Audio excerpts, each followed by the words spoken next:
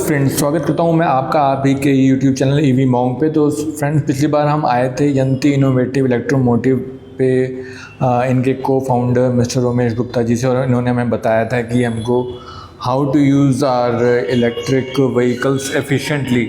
तो फ्रेंड्स, इस बार सर हम आपके पास आए हैं, तो आप सर हमें बताइए कि आप ईवीज़ में कौन कौन सी कैटेगरीज एंड सर्विसेज ऑफर्स करते हैं हमारे कस्टमर्स को। देखिए, ईवी में अभी तो हम सारे एरियाज कवर कर रहे हैं। 2 व्हीलर भी है, 3 व्हीलर्स भी हैं और 4 व्हीलर्स भी हैं। ओके। और हमने एक कॉन्सेप्ट लॉन्च किया जिसको हम बोलते हैं reliability as a service.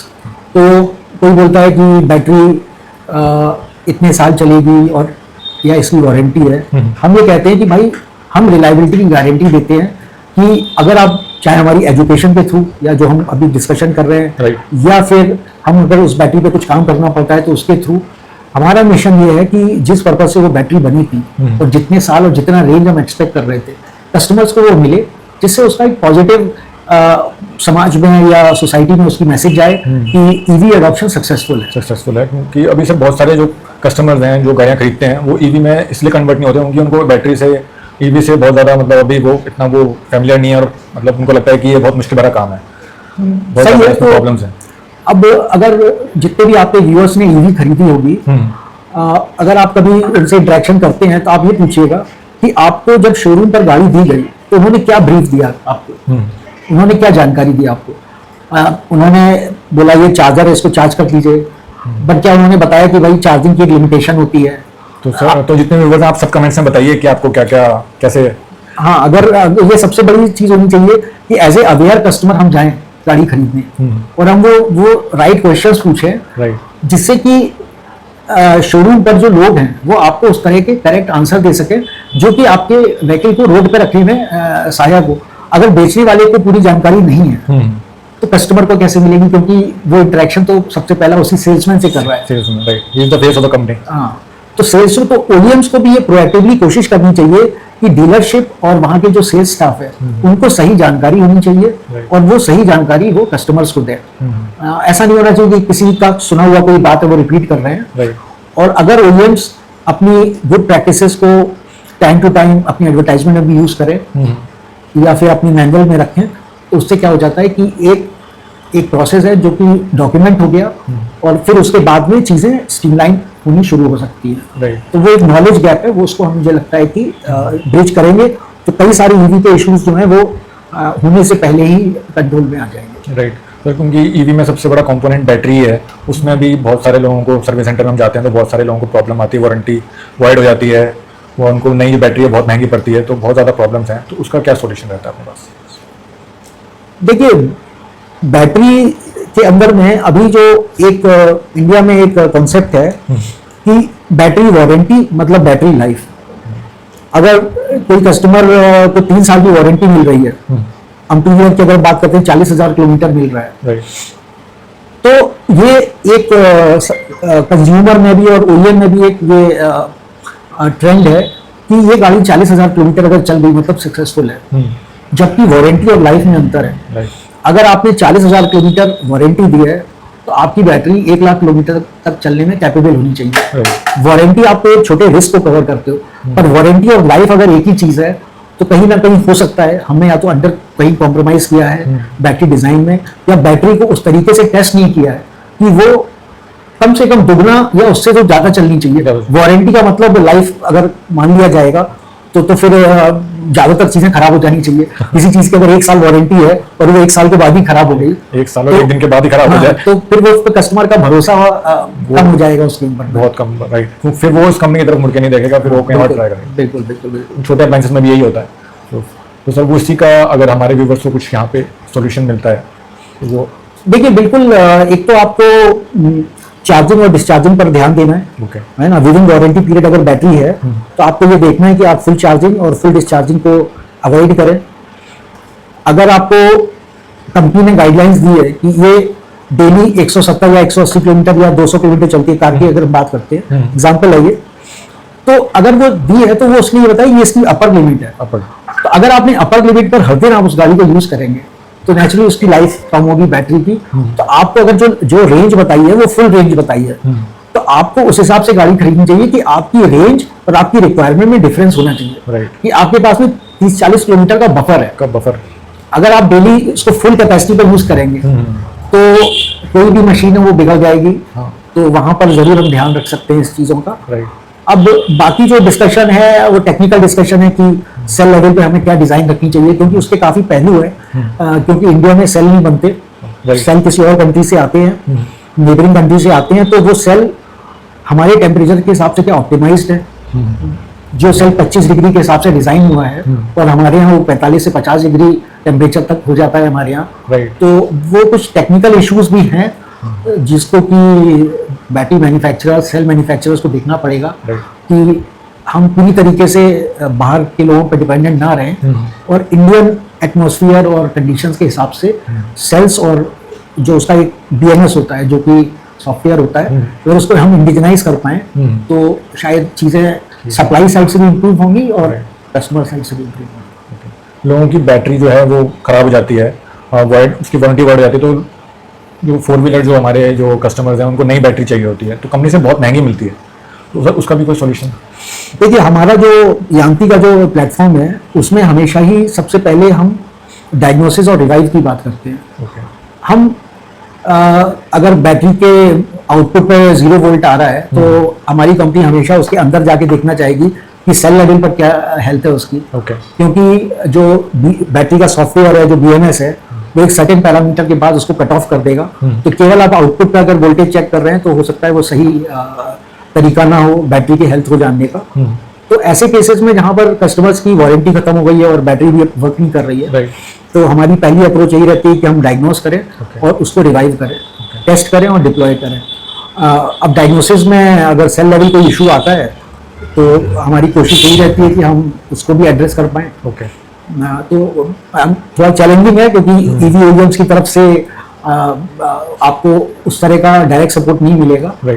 But हाँ, जहाँ तक जितना फीजिबल है और जहाँ तक हम कर सकते हैं, और ट्रैक रिकॉर्ड हमारा ऐसा है कि 10 में से आपको 7 बैटरियाँ जो है वो कुछ ना कुछ रिवाइवल और वापस वो ऑपरेशंस में जा सकती कंडीशन वो आ सकती हैं। तो ये चीज़ें हम लोग सॉल्व कर रहे हैं और ये तो इंडिया पे अगर इलेक्ट्रिफिकेशन आता है तो एट स्केल सॉल्व होगा। तो हम तो अपनी तरफ से कोशिश कर रहे हैं और हम तो चाहेंगे कि ये चीज़ें और आए, जिससे कस्टमर्स के ऊपर में वारंटी के बाद पे जो अचानक से एक भार आ जाता है वो ना आए, और शुरू से एंड तक अगर हम ये सारी चीज़ों को कंट्रोल करें तो अच्छे आउटपुट, बेहतर आउटपुट। हमारा एक और क्वेश्चन रहेगा कि बैटरी का रिवाइवल और रिपेयरिंग का क्या मतलब मीनिंग है, मतलब इन सिंपल वर्ड्स?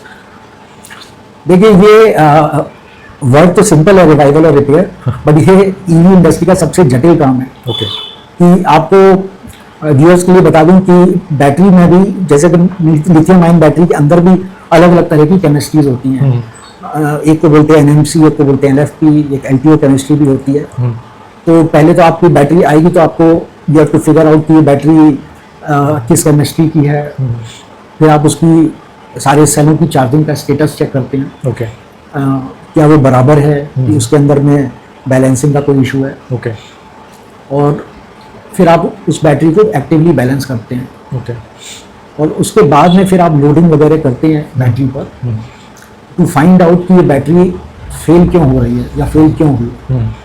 तो डायग्नोसिस एक बड़ा पार्ट है। डायग्नोसिस में और भी कई चीज़ें यूज़ होती हैं।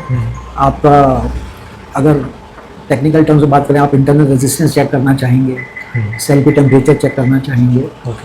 और कई बार आजकल एक नई टेक्निक आई है जिसमें आप स्पेक्ट्रोस्कोपी भी कर सकते हैं, वेयर यू कैन सेल के अंदर क्या चल रहा है उसके मेजरमेंट्स भी आते हैं। तो यांती हमेशा कटिंग एज पे काम कर रहा है। तो एक तरफ बैटरी मैन्युफैक्चरर है जो बना रहा है, और हम दूसरे एंड पे आ रहे हैं जहाँ पर अगर बैटरी फेल हो रही है तो हम उस चीज़ को बिना देखे कि किसने बनाया है, हम ये कोशिश करते हैं कि इसको फंडामेंटल लेवल पे इसमें जो प्रॉब्लम है, चाहे वो बैलेंसिंग से रिलेटेड होता है, कई बार BMS रिलेटेड होता है, और यहाँ तक कि अगर सेल लेवल पर भी अगर प्रॉब्लम है तो हम उस पर भी अटैक करते हैं।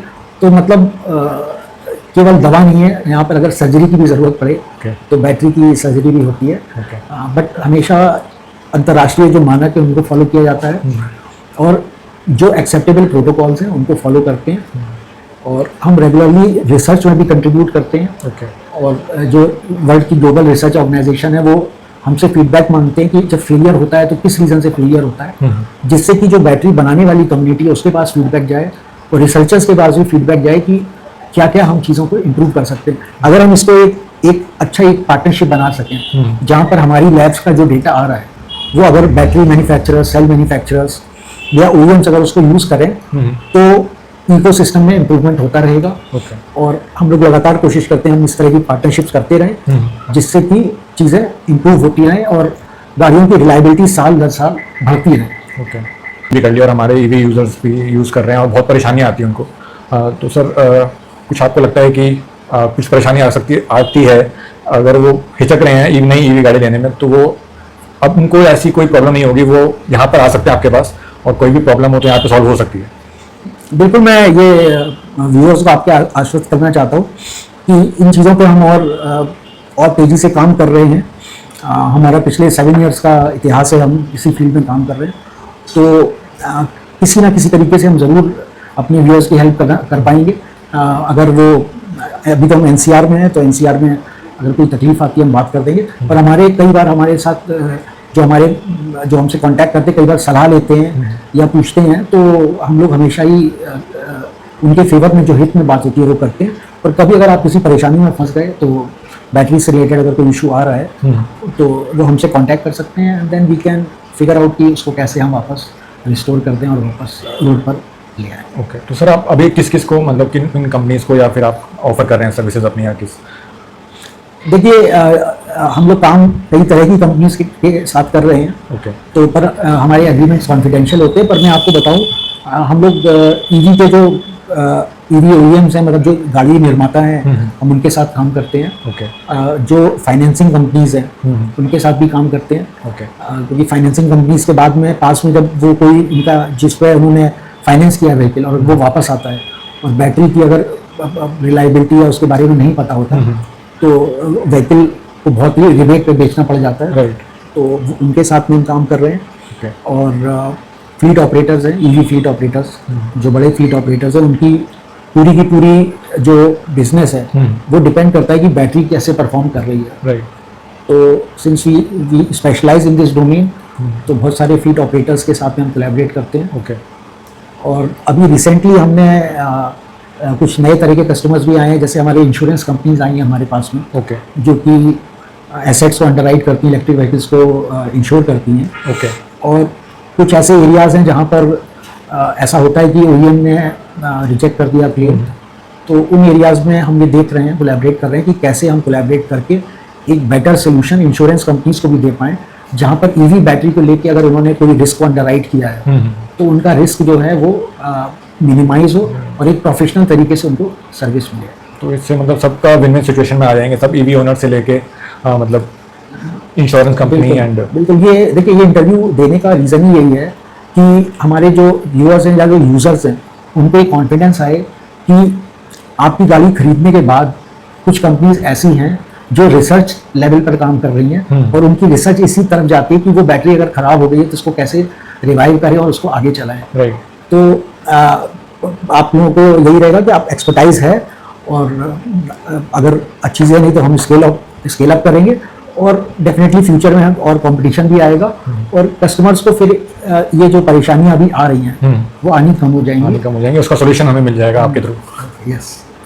आज आपने हमारे व्यूवर्स को बहुत ज़्यादा जानकारी दी कि कैसे उनको ईवी यूज़ करनी है और उनको अब सर्विसेज भी मिल जाएंगे आपके थ्रू। तो मैं आपका जो कॉन्टैक्ट डिटेल हैं वो मैं नीचे डिस्क्रिप्शन में डाल दूंगा। तो सर आप कुछ कहना चाहेंगे जाते जाते हमारे व्यूवर्स के लिए?